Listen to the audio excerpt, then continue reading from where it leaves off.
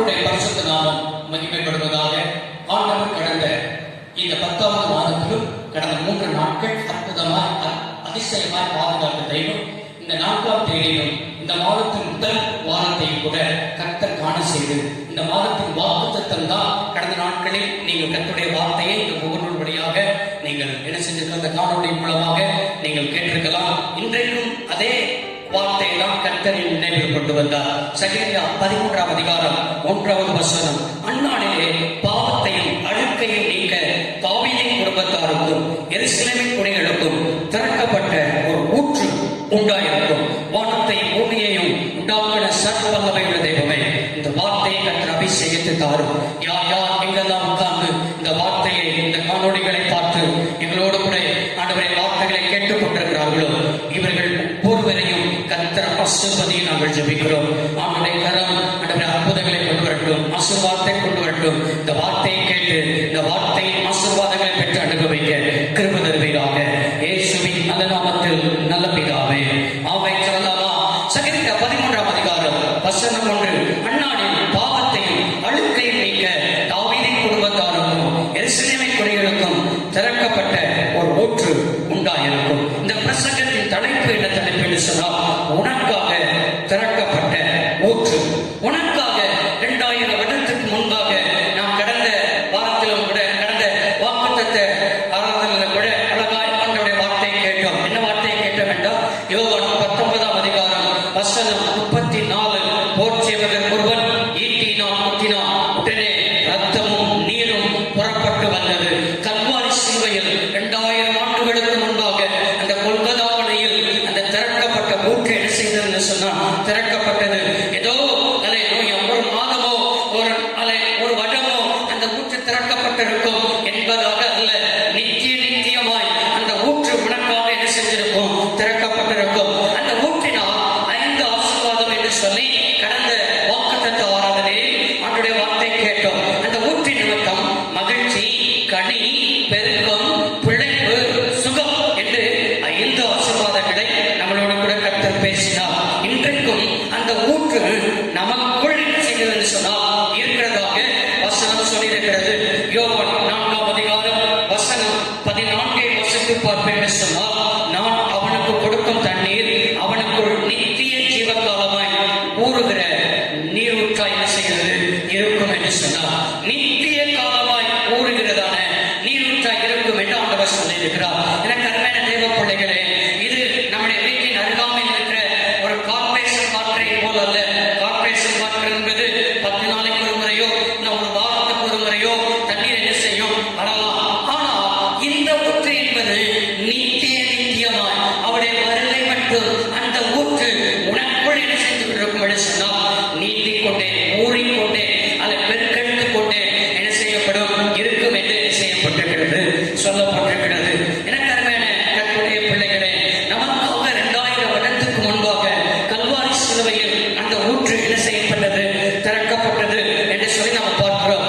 அந்த ஊற்று திறக்கப்பட்டது என்று என்ன செய்கிறோம் சொல்லுகிறோமே, இந்த ஊற்றை எப்படி பார்ப்பது? அநேகர் என்ன செய்வார்கள் என்று சொன்னால், ஊற்று திறக்கப்பட்டது, சரி கல்வாரி சிலுவையில் ஊற்று திறந்தது, எப்படி பார்ப்பது, எதை செய்வது பார்ப்பது என்று சொல்லி எப்படி பார்க்க முடியும் என்று சொன்னால், நன்றாக வேதத்தை திருப்பிக் கொள்வீர்கள் என்று சொன்னால், ஆதியாகமத்தின் புத்தகம் 21ஆம் அதிகாரத்தை நீங்கள் திருப்பிக் கொள்வீர்கள் என்று சொன்னால், ஆதியாகமத்தின் புத்தகம் 21ஆம் அதிகாரம் வசனம் 19 பாருங்கள்.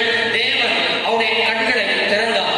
அப்பொழுது அவள் ஒரு தண்ணீர் புறவை கண்டு போய் துருத்தியிலே தண்ணீரை நிரப்பி பிள்ளைகளுக்கு என்ன செய்தார், கொடுத்தார் என்று என்ன செய்யப்பட்டிருக்கிறது, எழுதப்பட்டிருக்கிறது. இங்கே ஆபிரகாமுடைய மறுமனையாட்டியாக இருக்கிற ஆகாரை குறித்து என்ன செய்கிறோம், வாசிக்கிறோம்.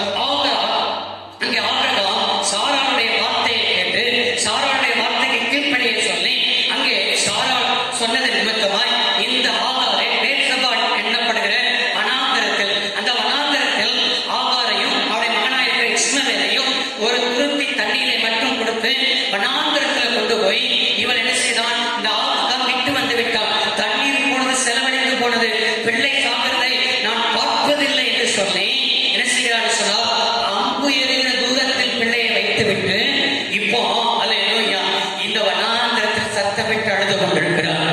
ஆனா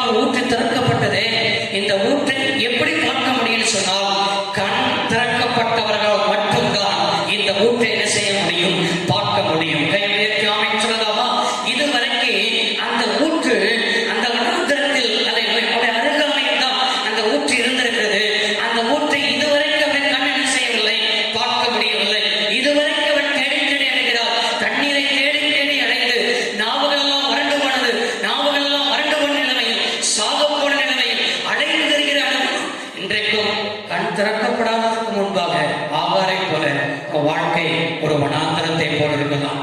ஆகாரை போல நீ அடைந்து திரிகிறவளா என்ன செய்யப்படலாம் இருக்கலாம். அதே போல ஆகாரை போல வெள்ளை சாகிறது தான் என் வாழ்க்கையில முடிவு என்று சொல்லி கூட என்ன செய்யலாம் நினைத்துக் கொண்டிருக்கலாம். அவள் சத்தமிட்டு அழுதாள். நேர குடும்பத்துல யாருக்கும் தெரியாம ஒரு வாழ்க்கை நீ அழுது கொண்டிருக்கிறாய். அல்லேலூயா. இன்றைக்கு ஆண்டவர் சொல்ற வார்த்தை, இனி நீ அழுது கொண்டிருக்கிறாய். உனக்காக ஒரு ஊற்று கல்வாரி சிலுவையில் என்ன செய்யப்பட்டிருக்கிறது, திறக்கப்பட்டிருக்கிறது.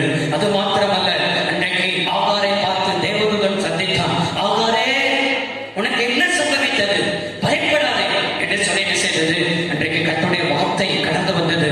இதே போலதான் கண் திறக்கப்படாத அனுபவம் உன் வாழ்க்கையில் இருந்தா, இப்படிப்பட்ட அனுபவத்தோட நீ இருக்கிறாயா? உனக்காக ஒரு ஊற்று இருக்கிறது. அந்த ஊற்று இன்னைக்கு உன் கண்களை திறப்புவதற்கு ஆண்டவரே, அன்னைக்கு ஆகாரின் கண்களை திறந்தது போல என் கண்களும் திறக்கப்படட்டும். நானும் அந்த ஊற்றை தரிசிக்கட்டும். நானும் அந்த ஊற்றின் ஆசீர்வாதத்தை பெற்றுக் கொள்ளட்டும். அந்த ஊற்றின் கீழ் வா.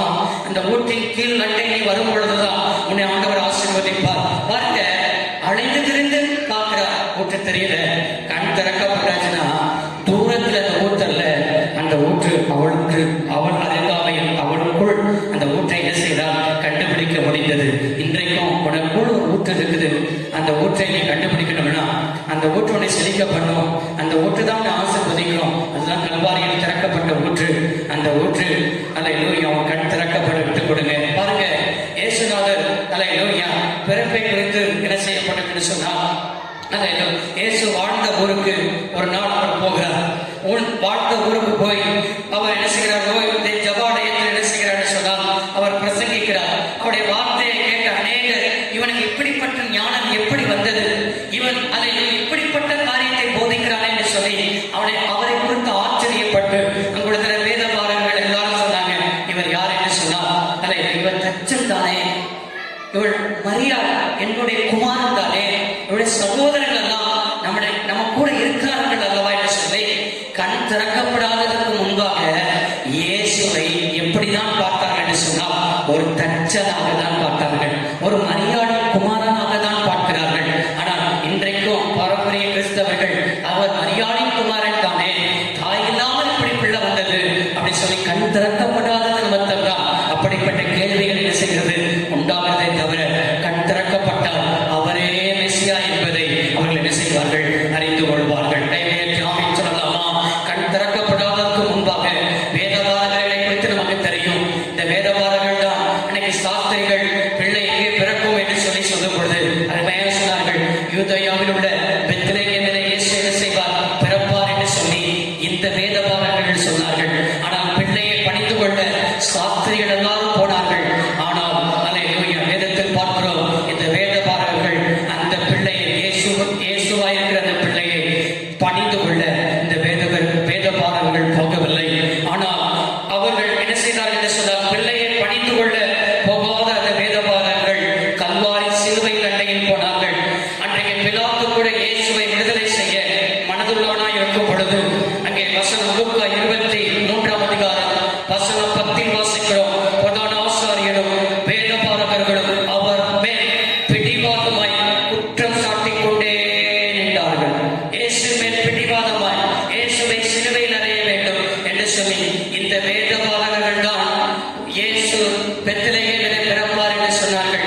இந்த வேதபாரகர்கள் தான் இயேசுவை சிலுவையில் அறையுங்கள் என்று சொன்னார்கள். காரணம், அவருடைய கண்கள் திறக்கப்படாதது நிமித்தமாய். இன்றைக்கு நம்முடைய கண்கள் திறக்கப்படும் என்று சொன்னால் அந்த மெசியாவை அறிந்து கொள்வோம். திறக்கப்பட்ட ஊற்றை நாம் என்ன செய்வோம், பார்க்க முடியும். திறக்கப்பட்ட ஊற்றை எப்படி நாம் பார்க்க முடியும் என்று சொன்னால், என்னாகமத்தின் புத்தகம் நீங்கள் திருப்பிக் கொள்வீர்கள் என்று சொன்னால் என்னாகமம் 21ஆம் அதிகாரம் என்னோடு கூட என்ன செய்யுங்கள், திருப்புகள். வசனம் 16 அங்கிருந்து பேருக்கு போனார்கள். ஜனங்களை கூடி வர செய், அவர்களுக்கு தண்ணீர் கொடுப்பேன் என்று கர்த்தர் மோசேக்கு சொன்ன ஊற்று இருக்கிற இடம் அதுதான். அப்பொழுது இஸ்ரவேலர் பாடின பாட்டாவது, ஊற்று தண்ணீரே பொங்கி வா, அதை குறித்து பாடுவோம் வாருங்கள் என்று என்ன செய்தார்கள், சொன்னார்கள். என்ன செய்யப்பட்டிருக்கிறது, எழுதப்பட்டிருக்கிறது. இஸ்ரவேல் ஜனங்களுடைய பிரதானமான தேவை, பிரதானமான அன்றைக்கு இருந்தது என்று சொன்னால் வசனம் 21ஆம் அதிகாரம் வசனம் 5 வாசிக்கிறோம். என்ன வாசிக்கிறோம் என்று சொன்னால், நீங்கள் எங்களை எகிப்து தேசத்திலிருந்து வர பண்ணினது என்ன, இங்கே அப்பா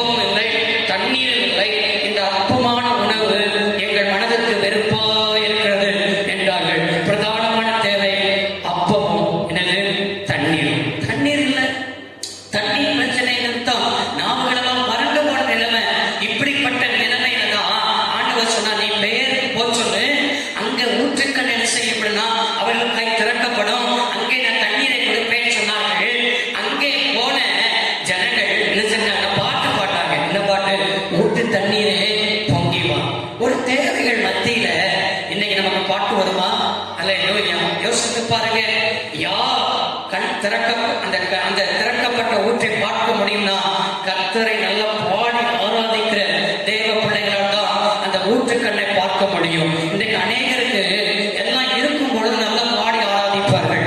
சூழ்நிலையெல்லாம் எதிர்மாறான நிலைமை, நாவுகள் எல்லாம் வறண்டு போடும் நிலைமை, சாப்பிடுவதற்கு ஒன்றும் இல்லாத நிலைமை.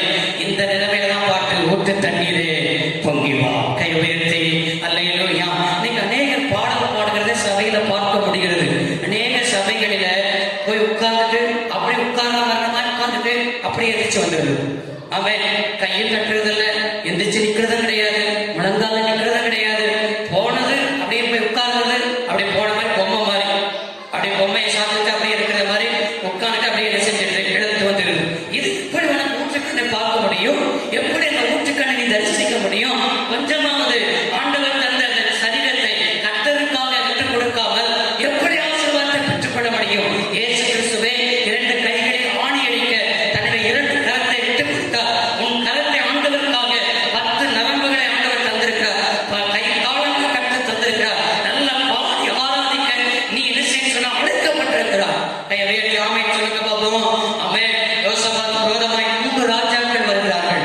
அவன் செஞ்சதெல்லாம் கர்த்தரை பாடி துதி செய்கிற ஜனங்களை முன்பாக நிறுத்தினான். கர்த்தரை பாடி துதி செல்லும் பொழுது அன்றைக்கு இஸ்ரவேல் ஜனங்களுக்கு விரோதமாய் யோசபாத் விரோதமாய் எழும்பின எல்லாரையும் கர்த்தர் உடனடித்து போட்டார்.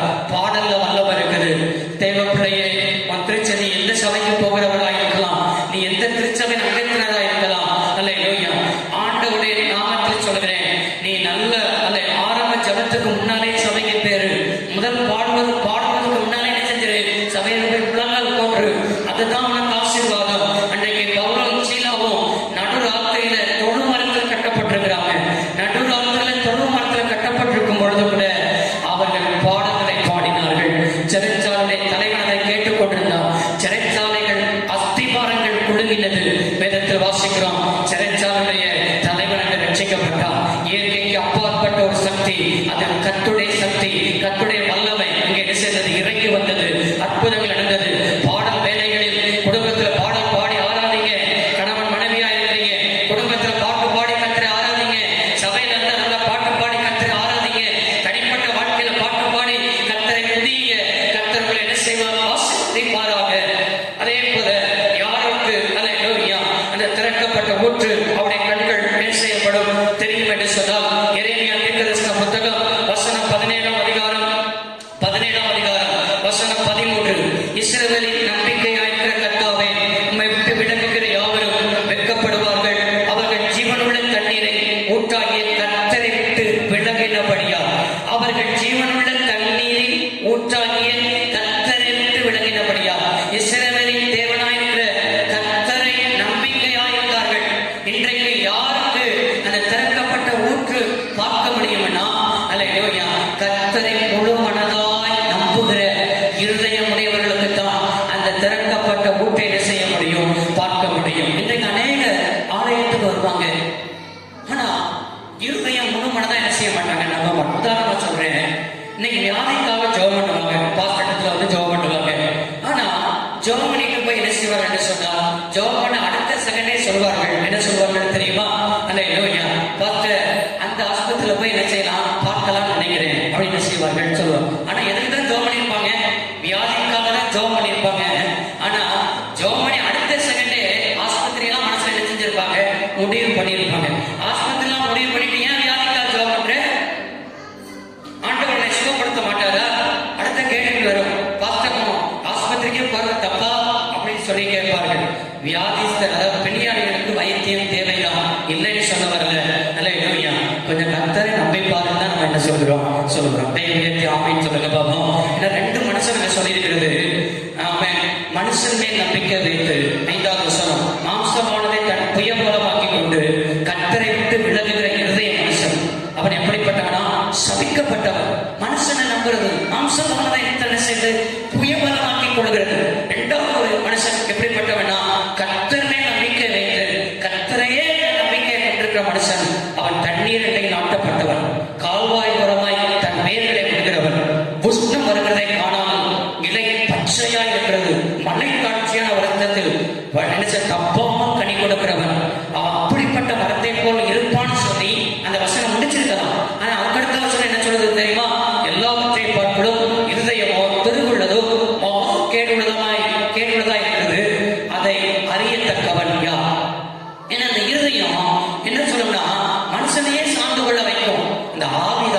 கர்த்தரை சார்ந்து கொள்ள வைக்கும். ஆமென். நீ ஆவியில பார்க்கணுமே தவிர மாம்சத்தை என்ன செய்யக்கூடாது, பார்க்க கூடாது. எனக்கு அருமையானவர்களே, நாகமான் என்கிற ஒரு குஷ்டரோகி இருந்தா. அவன் வீட்டுல ஒரு இஸ்ரவேல் தேசத்திலிருந்து அடிமை பெண் வந்து வேலைக்கு இருந்தா. அவன் நாகமானுக்கு குஷ்டரோகம். அந்த குஷ்டரோகத்துல அந்த அடிமை பெண் சொன்னா, எங்க தேசத்துல என்ன சொன்னா, ஒரு தேவ மனிதன் இருக்கிறார், அவர் எலிசா, அவளுக்கு போனா இவர் என்ன செய்வார் சொன்னா குணமடைவார் என்று சொன்ன உடனே இந்த சிறு பிள்ளைகள் வார்த்தையை கேட்டு எலிசா இடத்துல இந்த நாகமான் போறான். நாகமான் போனா அல்ல நாகமான் நினைத்தது எலிசாவிட்ட போன சுகமாக்கிடுவார். மேல இருந்து கீழே வரைக்கும் கை வச்சு என்னை தடவை கொடுத்து என் வியாதியை தடவை கொடுத்து என்னை குணமாக்குவார் எல்லாம் நினைச்சு போனா. நாகமான் வந்து ஒரு பெரிய படைத்தலைவர் வந்து எலிசாவுடைய வீட்டில் நிற்கும் பொழுது, முற்றத்தில் நிற்கும் பொழுது எலிசா சொன்ன வார்த்தை என்ன சொன்னா தெரியுமா? நாகமானை பார்த்து, நீ யோர்தான்ல போய் 7 முறை என்ன செய்ய சொன்னா ஸ்நானம் பண்ணு, அப்பொழுது என்ன செய்வார், சொர்க்கமாவார். இந்த வார்த்தை விசனமா இருந்தது. நான் ஒரு பெரிய தலைவர், என்னை வீட்டுக்குள்ள உள்ள கூட வர சொல்லல, என்னை வந்து என்ன செய்ய சொன்னா மேல இருந்து கீழே வரைக்கும் வேற ஏதாவது ஒரு ஜெபம் கூட பண்ணல, ஒன்னும் சொல்லல, ஸ்நானம் பண்ண சொன்னாரு அப்படி சொல்ல பெரிய விசனமா இருந்தது. பெரிய காரியங்கள் எல்லாம் செய்வதற்கு நமக்கு என்ன செய்வோம்னா ஈஸியா செய்வோம். ஆண்டவர் சின்ன சின்ன காரியம், கவர்மெண்ட் வேத வாசிப்பு, ஆலயத்துக்கு வா, இப்படிதான் சின்ன சின்ன காரியம் சொல்றாரு. அந்த சின்ன சின்ன காரியம் நமக்கு எப்படி இருக்கு தெரியுமா, பெரிய விசாலமா இருக்குது. ஆனா புறமாக்கத்துல பாருங்க, அல்லேலூயா, எப்படி எல்லாம் அந்த தெய்வத்தை என்ன செய்யறாங்கன்னு சொல்றா, அந்த தெய்வ நம்பிக்கைக்கு என்னெல்லாம் செய்யறாங்க. அவன் ரட்சிக்கப்பட்டவன் அப்படி புறமார்க்கத்தை பார்த்தாவது மனம் திரும்பு. அல்லேலூயா, புறமார்க்கத்துல தெய்வ நம்பிக்கையில எவ்வளவு கஷ்டப்படுறான். நீ கஷ்டப்படக்கூடாது என்பதற்காக தான் கல்வாரி சிலுவையில உனக்காக அவர் கஷ்டங்களை எடுத்தார், கஷ்டங்களை பட்டார். நீ பட தேவையில்லை.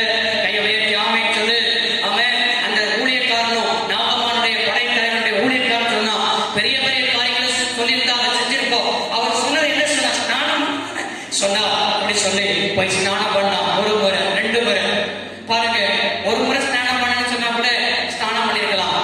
7 முறை ஸ்நானம் பண்ண சொன்னா 7 முறை 6 முறை அற்புதமே நடக்கல.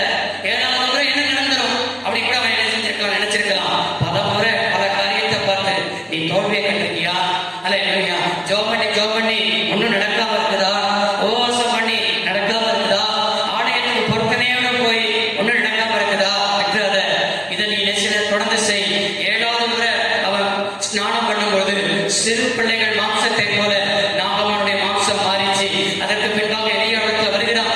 எலியாவிடத்துல வந்து அந்த நாகமான் சொன்ன ஒரு வார்த்தை என்ன சொன்னா, இஸ்ரவேலிலே தேவனாயிருக்கிற தேவனே தேவன், பூமியில வேற தெய்வமே என்பதை சொல்லி என்ன செய்தான்னு சொன்னா, இந்த அல்லேலூயா நாகமான் அறிக்கையிட்டான். நாகமா முழு மனதோடு கூட கர்த்தரை நம்பினான். இஸ்ரவேல் தேசத்தில் ஒரு கைப்பிடி மண்ணை எடுத்துக்கொண்டு போய் அவன் தேசத்துல படிபடத்தை உண்டாக்கி அல்லேலூயா இஸ்ரவேலின் தேவனுக்கு ஆராதனை செய்வதற்கு அவன் இருதயம் கர்த்தர் பக்கம் என்ன செஞ்சது, திரும்பினது. அந்த ஊற்றை அவன் என்ன செய்தான், தரிசிக்க முடிந்தது. கையை ஆமென் சொல்லுங்க. இந்த ஊற்று உனக்குள் பார்க்கணும்னா உன் வாழ்க்கை என்ன செஞ்சா மண் திறக்கப்படணும். கர்த்தரை என்ன பாடி ஆராதிக்கிறவனா இருக்கணும். கர்த்தரை முழு இருதயமா நம்புறவனா இருக்கணும். நீ அப்படி இருப்பான்னு சொன்னா உனக்குள்ள மகிழ்ச்சி வரும். நீ கனி கொடுப்ப, உனக்குள்ள பெருக்கத்தை கொண்டு வரும். நீ ஆரோக்கியப்பட்டு பிழைப்ப. அல்லேலூயா, உன் வாழ்க்கையில சுகம் தங்கி இருக்கும். இந்த வார்த்தையின்படியே ஆண்டவர் திறக்கப்பட்ட ஊற்று உண்டாயிருக்கும் என்ற வார்த்தையின்படியே கர்த்தர் ஆசீர்வதிப்பார். வானத்தை பூமியை உண்டாக்குற சர்வ வல்லமையுள்ள தேவனே, இந்த வார்த்தை எங்கெல்லாம் காத்து கேட்கிறார்களோ உடைய பிள்ளைகள் ஆசீர்வதியும். திறக்கப்பட்ட ஊற்று உண்டாயிருக்கும் என்று சொன்னவர் உடைய பிள்ளைகள் இன்றைக்கும் ஆண்டவரை கண்கள் திறக்கப்பட நல்ல பாடி கர்த்தரை ஆராதிக்க ஆண்டவரை முழு மனதோடு கொண்டு நம்ப உடைய வாழ்க்கை மகிழ்ச்சி, கனி, பெருக்கம், பிழைப்பு, சுகம் எல்லாம் இந்த மாதத்தில் பெற்று அனுபவிக்க மீதமும் மிச்சமும் எடுக்க உதவி செய்ய போக்குவரத்துல பாதுகாப்பு உண்டாக